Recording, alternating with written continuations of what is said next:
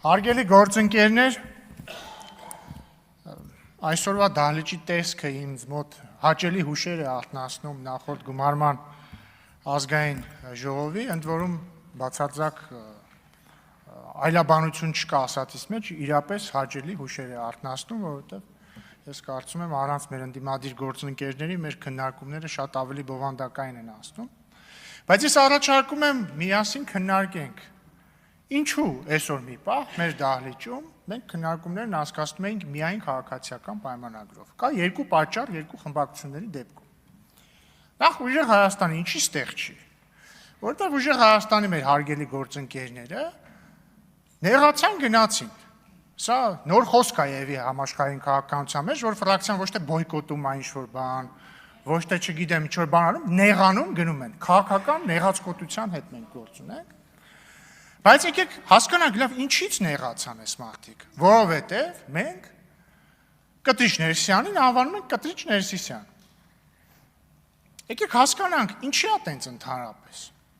Օրինակ պարոն Կոնջյանը ճիշտ նկատեց, այն առաջի օրն էր երևի, երբ որ ես այս ամբիոնից ասում էի, դե Կտրիչ Ներսիսյանը բան չի,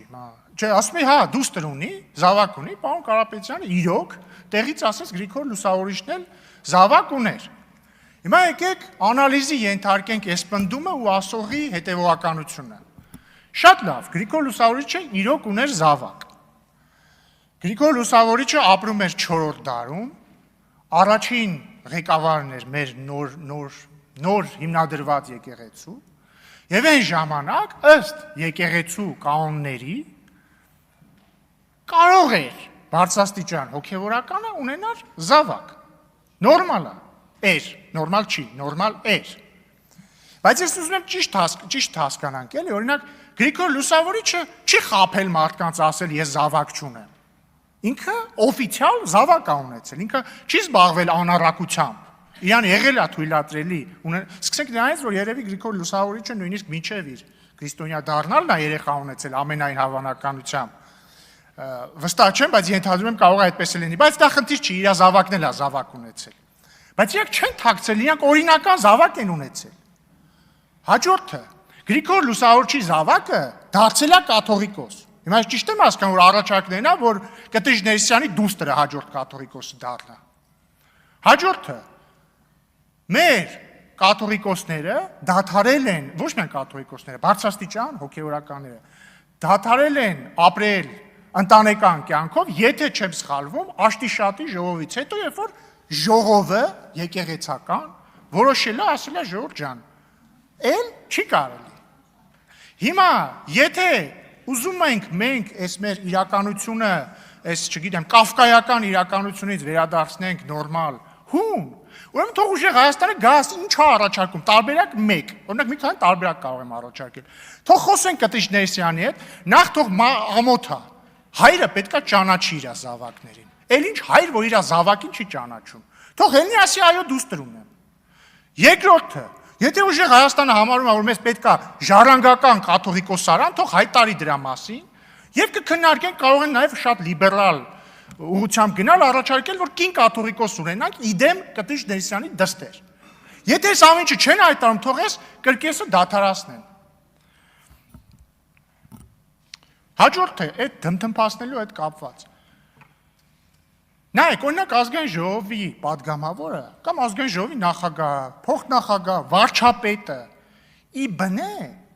իրանք կոնսենսուսային կերպարներ պարտավոր չեն լինել։ Իրանք պետք է լինեն կերպարներ, որոնց վստահել է մեծամասնությունը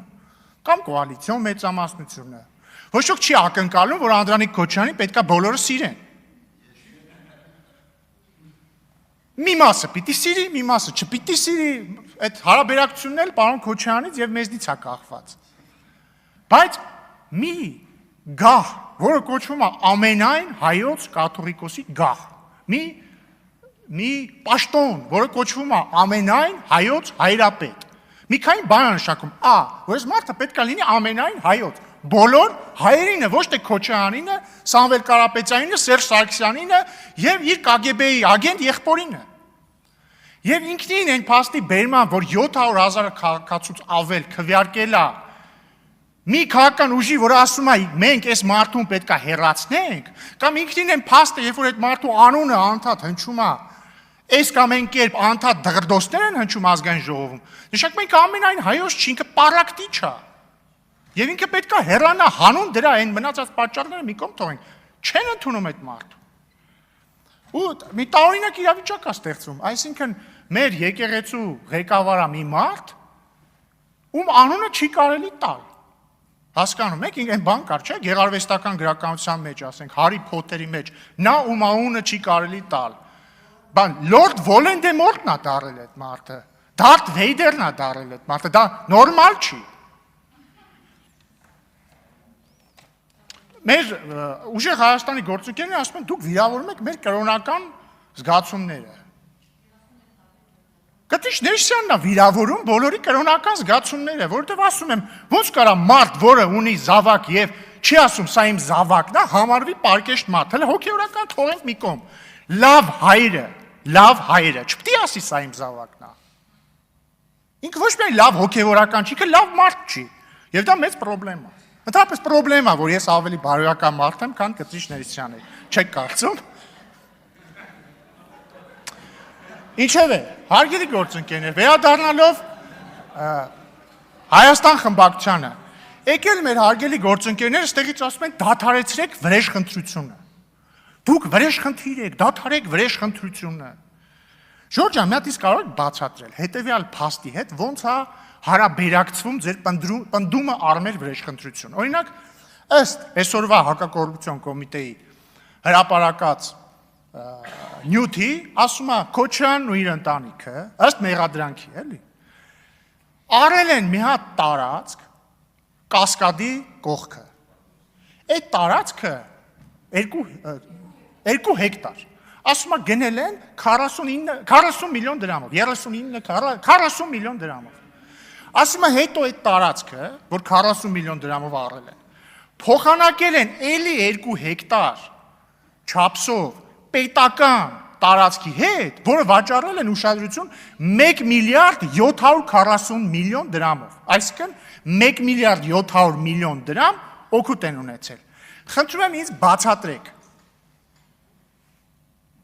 Ինչ կապ ունի ստեղ վրեժխնդրությունը, ինչ կապ ունի ստեղ ազգային արժեքները, Թուրքը, չգիտեմ, Դավաճանը, ինչ ասեմ, Կտիշ Ներսիսյանը, մեր ազգային եկեղեցի, մեր արժեքները, մեր դրոշեյսի, ինչ կապ ունի այս ամեն ինչը նա հետ, եթե ձեր առաջնորդի ընտանիքը ըստ մեղադրանքի առել է մի հատ տարածք 40 միլիոն դրամով, փոխանակել է ուրիշ տարածքի հետ, որը վաճառել է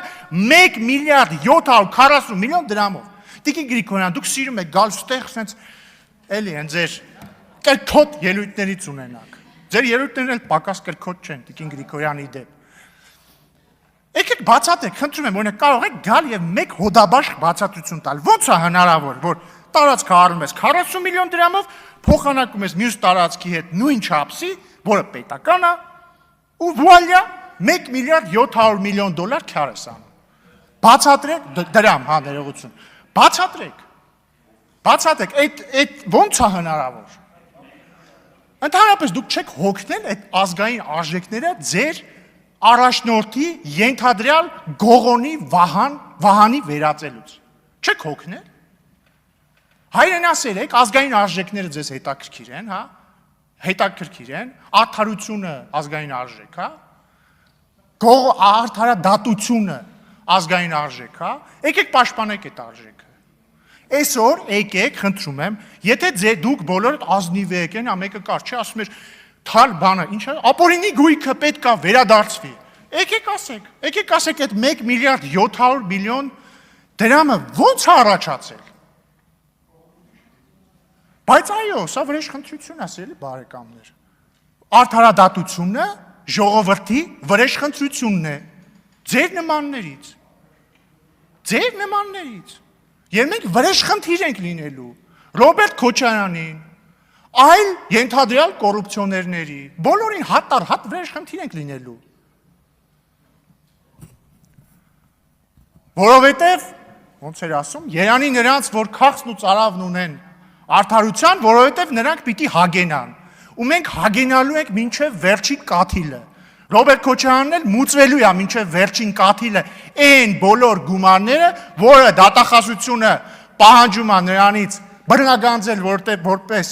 ապօրինի ձեռք բերված գույք, եթե իհարկե ապացուցի, բայց ես կարծում եմ շանսերը մեծ են, որ կապացուցի։ Շնորհակալություն։